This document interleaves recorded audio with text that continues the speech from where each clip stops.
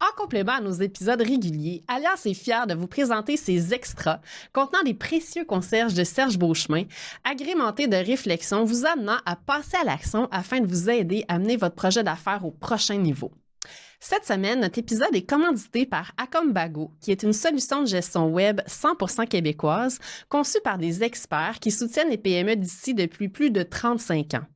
Acombago offre une gamme complète de services pour faciliter la gestion de votre entreprise, comme la comptabilisation des revenus et des dépenses par projet, la facturation autant au bureau ou sur la route, la gestion des clients et des opportunités de vente, la gestion de vos fournisseurs et bien plus encore.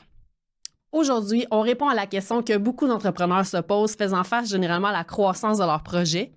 Devrais-je vendre des actions pour lever du capital? On le sait, quand on se lance en affaires, un des grands enjeux, c'est de trouver du financement.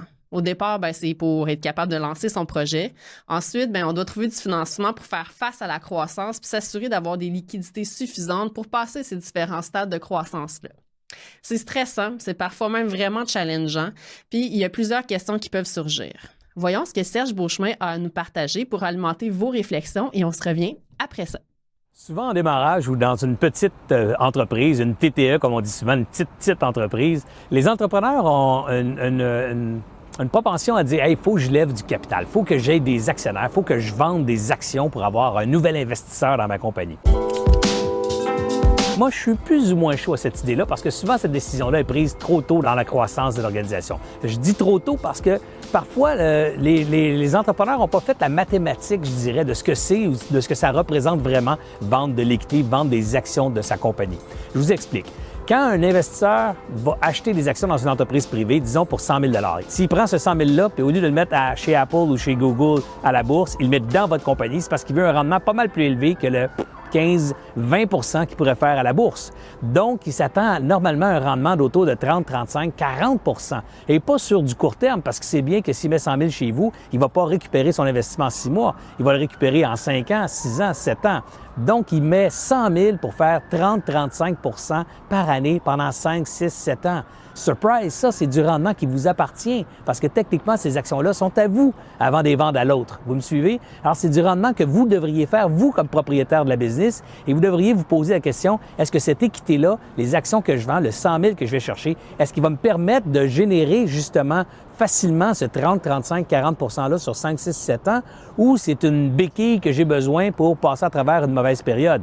Si c'est la deuxième option, c'est une béquille que j'ai besoin pour passer à travers une prochaine période, pas nécessairement une période boiteuse, mais une période plus difficile, mais une béquille, c'est temporaire. Et dans une situation temporaire, vous ne devriez pas vendre des actions, vous devriez lever du financement, donc de la dette. Vous devriez être capable d'optimiser votre capacité d'emprunt au maximum avant de vendre des actions. OK? Pourquoi? Parce que présentement, particulièrement présentement, les taux d'intérêt sont relativement bas. On parle de 7-8 % sur une marge de crédit ou sur un emprunt bancaire. C'est rien à côté du 30-35 % de rendement que vous allez laisser en équité à un investisseur qui va acheter des actions chez vous.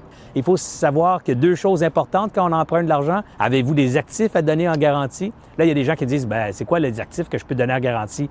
Demain, les actifs de l'entreprise. Donc, est-ce que l'entreprise a beaucoup de comptes à recevoir? Est-ce qu'elle a beaucoup d'équipements? Est-ce qu'elle a de l'immobilier? Donc, est-ce qu'il y a des valeurs tangibles, nettes, qu'elle peut donner en garantie contre son prêt? Si oui, c'est parfait. Sinon, on va vous demander, vous, comme entrepreneur, d'endosser personnellement ce prêt-là. Là, il y a des gens qui vont dire, non, moi, je ne veux pas mettre ma maison en jeu.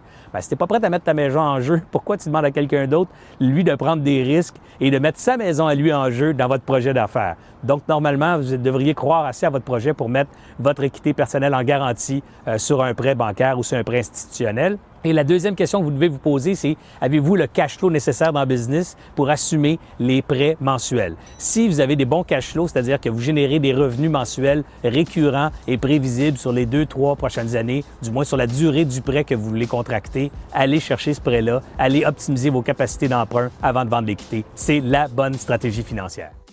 N'oubliez pas que plusieurs OBNL et acteurs de l'écosystème québécois sont là pour vous accompagner ou même pour vous offrir du financement pour vos projets. Si vous êtes en démarrage, vous pouvez vous adresser par exemple à Futurpreneur.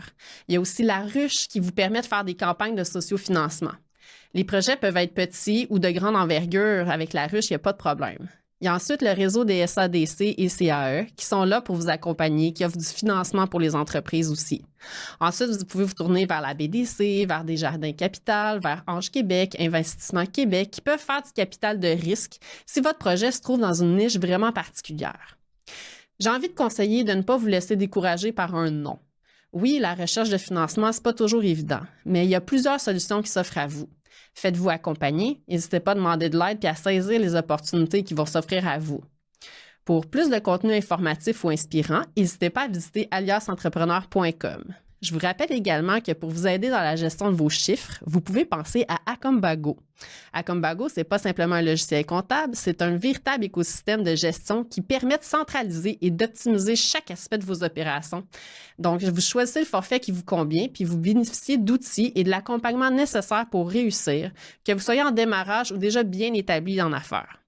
Vous n'êtes pas à l'aise avec la comptabilité et vous souhaitez obtenir du soutien, il n'y a pas de problème, il va y avoir quelqu'un au bout de la ligne qui va pouvoir vous répondre en français puis vous accompagner dans la structure et la gestion de votre entreprise. Si vous voulez en savoir plus, je vous invite à cliquer sur les liens en commentaire.